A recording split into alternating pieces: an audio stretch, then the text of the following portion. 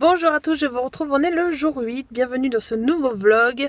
Il est 16h30 et je viens de sortir du boulot, je vais maintenant partir en essayant de survivre sous cette pluie. Je sais pas si on verra, non, je pense pas qu'on le verra à la caméra, cette pluie et ce froid très hivernal. Aujourd'hui, eh bien, là de toute façon je vais partir avec la voiture, donc ça veut dire livre audio. Je vais vous montrer juste ici la couverture du livre que j'ai commencé, donc il s'agit de Les Murmures du Lac, pardon, de Karine Leber, si je ne dis pas de bêtises et si j'escorche pas le nom. C'est un livre de ma pile à lire pour le Cold Winter Challenge. Je me suis dit au départ voilà, qu'il fallait que j'attende que la pile à lire du Cold Winter soit postée avant que je puisse moi commencer mes lectures du challenge, et je me suis dit qu'en fait c'était quand même un petit peu idiot de faire ça, donc voilà, je commence avec cette lecture audio. Je ne sais plus exactement dans quelle consigne ça va, etc. Pour ça vous le verrez dans la pile à lire du Cold Winter. Peut-être que d'ici que ce vlog sorte, peut-être que le Cold Winter, la pile à lire sera sortie. J'y crois pas trop, mais au pire, de toute façon, vous trouverez tout sur ma chaîne. N'hésitez pas d'ailleurs, j'en profite, à vous abonner. Voilà, je ne le dis jamais en début de vidéo, mais voilà, si ça vous plaît de suivre mes vlogmas et mes autres vidéos, n'hésitez pas. Et voilà, écoutez, c'est parti, je vais rentrer chez moi. Je vais vous faire en arrivant les ouvertures de calendrier de l'Avent de café. Et je crois que j'avais autre chose à vous dire, je sais plus, je vous dirai ça en arrivant de toute façon, je me suis noté ça quelque part. Donc voilà, je vous dis à tout de suite. Je vous retrouve chez moi, il est 17h15 et du coup, eh bien, j'ai un petit peu avancé dans Les Murmures du Lac. C'est un livre que j'ai commencé hier, j'ai oublié, je sais plus si je vous l'ai dit tout à l'heure dans la voiture. J'ai dû lire hier 10-15 minutes à peine. Là, j'en suis rendue du coup à 1 heure d'écoute et franchement c'est vraiment très sympa pour l'instant, ça me change carrément de ce que je lis d'habitude. Au niveau du résumé, ouais, peut-être que je vous en parle, je pense que ça pourrait être plutôt, plutôt sympa que vous sachiez un petit peu de quoi ça parle. Alors Les Murmures du Lac, on suit dans cette histoire Isor qui a une sœur jumelle qui s'appelle Lucille. On est en Vendée, donc sur l'île Dieu, alors je crois que ça commence dans une autre ville, je ne sais plus laquelle. Et ensuite tout va se passer à peu près sur l'île Dieu. On va suivre donc Isor qui vient rendre visite à sa sœur Lucille après des années. Ce sont deux sœurs jumelles qui ne s'entendent pas du tout, apparemment pas du tout. Et il se trouve que quand Isor va arriver trouver sa sœur, elle va la trouver en train de faire de la moto. Et Lucille, malheureusement, va avoir un accident et tomber dans le lac. Et sa sœur Isor va venir la secourir. Elle ne va plus retrouver le corps et du coup... eh bien, Isor va décider de prendre la place de sa sœur, parce qu'il faut savoir que Isor a apparemment énormément de problèmes, et que prendre la place de sa sœur pour un temps, eh bien, ça lui permettrait de se cacher. Je ne sais pas encore de quoi, de qui elle veut se cacher, mais en tout cas, moi j'adore le pitch, et je trouve que ça me fait beaucoup penser à... c'est la série, je crois que c'est Ringer qui s'appelle, j'essaierai de vous trouver une affiche peut-être, avec Sarah Michelle Gellar, que j'avais adoré la saison 1, il n'y a jamais eu de suite à mon grand désespoir parce que j'avais trouvé ça super cool. Moi de base j'aime beaucoup les histoires où il y a des jumeaux, des jumelles, donc là forcément ça tombe parfaitement. On est sur un thriller donc pour Les Murmures du Lac.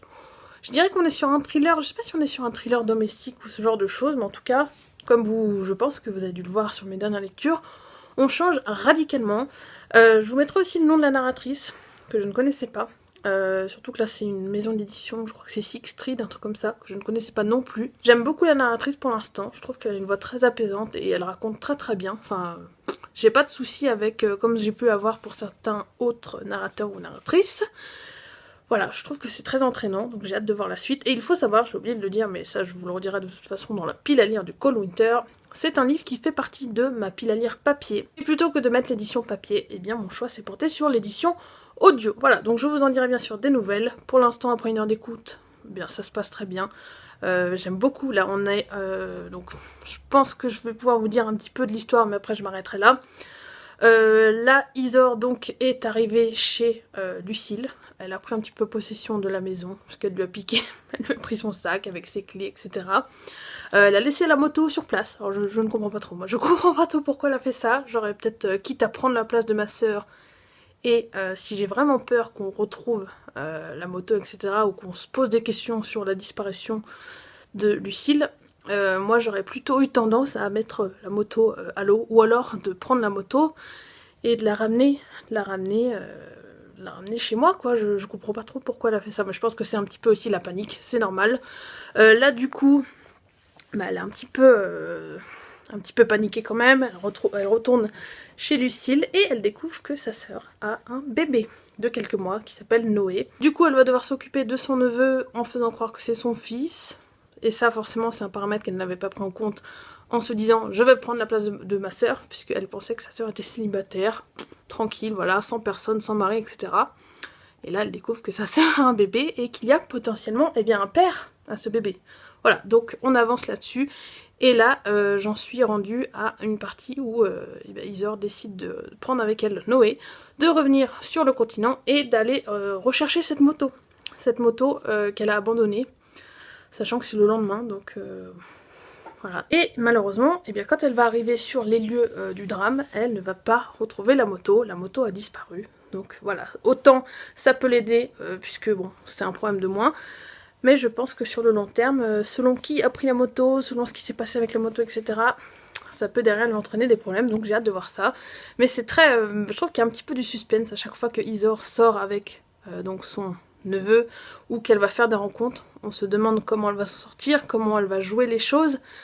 Voilà, moi j'aime beaucoup, donc je vous en dirai des nouvelles. Et j'ai aussi cette lecture. Je viens de lire juste avant de vous retrouver le chapitre 8. C'est toujours aussi mignon, c'est toujours aussi chou. Là, donc on est toujours avec Winston qui vient de se casser la figure en essayant de regarder à travers la fenêtre pour savoir où était le pôle Nord au niveau de l'agence de voyage, comme je vous le disais hier. Et donc on sait qu'il l'a repêché puisqu'il est tombé, mais il a été repêché par quelqu'un et on rencontre deux personnages très très sympas, je vous en dirai pas plus, on va laisser un petit peu de mystère quand même si vous voulez découvrir l'histoire vous-même. Donc il rencontre deux personnages qui vont, voilà c'est assez classique comme déroulé, mais qui vont l'aider dans sa quête pour le pôle Nord et trouver éventuellement le Père Noël, puisqu'il se rend bien compte qu'il y a quand même un océan qui le sépare du pôle Nord, et que voilà on est quand même la veille de Noël, c'est un petit peu showtime pour rejoindre le pôle Nord en si peu de temps. Et apparemment, l'un des deux personnages qu'il vient de rencontrer a peut-être une solution, et c'est peut-être où se trouve le Père Noël, puisque apparemment le Père Noël serait en ville. Voilà, donc je n'en sais pas plus pour l'instant, c'était le chapitre 8. J'attends de voir demain, franchement j'y prends goût. J'y prends vraiment goût à cette lecture calendrier de l'Avent. Je sais pas pourquoi j'ai pas fait ça avant. Peut-être que l'année prochaine j'arriverai à lire la véritable histoire de Noël. En tout cas, j'aime beaucoup cette expérience. Voilà, maintenant je vais pouvoir vous faire le calendrier de l'Avent des cafés, et puis ça en sera tout pour cette journée, donc écoutez, je switch. Alors, on est parti pour la case numéro 8 chez Café Royal. Hop. Et cette fois-ci, on a une dosette, je dirais, je sais quoi, c'est un verre, non, c'est même pas un verre, je dis n'importe quoi. Un argent doré bizarre, bon là on voit très très mal avec ma lumière. Et on est sur, évidemment, on ne va rien voir. Ouh, celui-là va me plaire. Voilà, Vanilla, comme vous pouvez le lire, si ça veut bien faire le focus, voilà. Ah, celle-là, franchement, elle va être testée très très rapidement, puisque j'adore les cafés, voilà, comme je vous l'avais dit. Je crois que c'est Hazelnut que j'avais testé, je sais plus quel, je crois que c'était le jour 2 ou le jour 3. C'est le genre de capsule que je teste très très rapidement. Et au niveau de l'or, alors la case numéro 8 est ici. Et puis, ça c'est vraiment... Alors comme vous avez pu le voir, c'est très très laborieux d'ouvrir ce calendrier, donc je l'ai ouvert hors caméra. Et je vous montre donc la dosette du jour. Hop, on est sur... Alors, je vais évidemment la tourner dans le bon sens. Il s'agit de Somptuoso en intensité 8. Donc ça c'est vraiment une dosette que je vais tester très très rapidement. J'adore la couleur encore une fois. Je sais pas d'où me vient cette passion pour le violet. Et intensité 8, c'est en général ce que j'aime consommer. Donc voilà, j'ai hâte de pouvoir vous en donner des nouvelles aussi. Et écoutez, je re-switch pour vous parler du reste. Voilà donc pour mon butin du jour au niveau des cafés. Donc franchement pour l'instant je suis assez gâtée. J'en ai goûté plusieurs. J'aime énormément la marque L'Or parce que c'est une marque que je consomme régulièrement. Il y a forcément, là je suis pour l'instant j'en ai eu 2 que je connais déjà. Bon écoutez, 2 ou 3 je sais plus à force, mais en tout cas j'aime beaucoup aussi la marque Café Royal. Les 2 ou 3 dosettes que j'ai déjà commencé à goûter sont très très bonnes. Je pense que je vous en ferai un retour à mi-parcours. Par contre, eh bien, le calendrier L'Or, vous avez pu le voir je pense dans mes différentes, que ce soit en story ou ici, c'est une galère à ouvrir. Donc je pense que ce n'est pas un calendrier que je recommanderais malgré la qualité la diversité des dosettes proposées. Et surtout si on aime la marque, ben forcément ça fait plaisir d'avoir un petit calendrier avec une dosette différente chaque jour. Bon, problème c'est le design du calendrier a été mal pensé. Voilà, j'essaierai de voir si je peux pas mettre un avis parce que franchement c'est dommage parce que l'intérieur est cool, est vraiment cool. L'extérieur aussi, c'est très très beau je trouve, la présentation c'est sobre. Mais voilà, niveau pratique, c'est pas du tout ça. Bref, écoutez, je vous ai tout dit pour aujourd'hui. Il est temps que je vous laisse. Je vous retrouve normalement dès demain. Ou alors ce sera peut-être plus tard.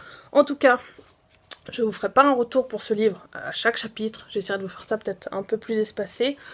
Mais foncez si vous ne l'avez pas encore découvert, si vous ne connaissez pas encore et si vous lisez un minimum en VO. Voilà, franchement, je craque. Je pense que ça va être un de mes coups de cœur de 2020 et ça va faire plaisir, une lecture de Noël en coup de cœur. Voilà, franchement, c'est top. Et ce soir, d'ailleurs, je pense que je vais me regarder La Princesse de Chicago 2, puisque j'ai vu passer partout La Princesse de Chicago, pardon. Et je comprenais pas, parce que je me disais, mais c'est bizarre, je l'ai déjà vu ce film, pourquoi tout le monde en parle, jusqu'à ce que je comprenne qu'il y a un deuxième film. Voilà, un deuxième film. Donc il est temps que je rattrape le retard que j'ai par rapport à ce film avant de me faire spoiler, même si bon, j'ai déjà vu la bande-annonce, donc j'ai déjà une petite idée de ce qui va se passer. Et je vous en ferai peut-être un retour aussi. Voilà, je vous avais dit que je vous parlerais des films de Noël, donc voilà, je vous ferai ça demain. Et ça en est tout pour aujourd'hui. N'hésitez pas à liker la vidéo si elle vous a plu et à vous abonner pour voir les prochaines. Je vous souhaite à tous de très bonnes lectures et je vous dis à la prochaine. Salut!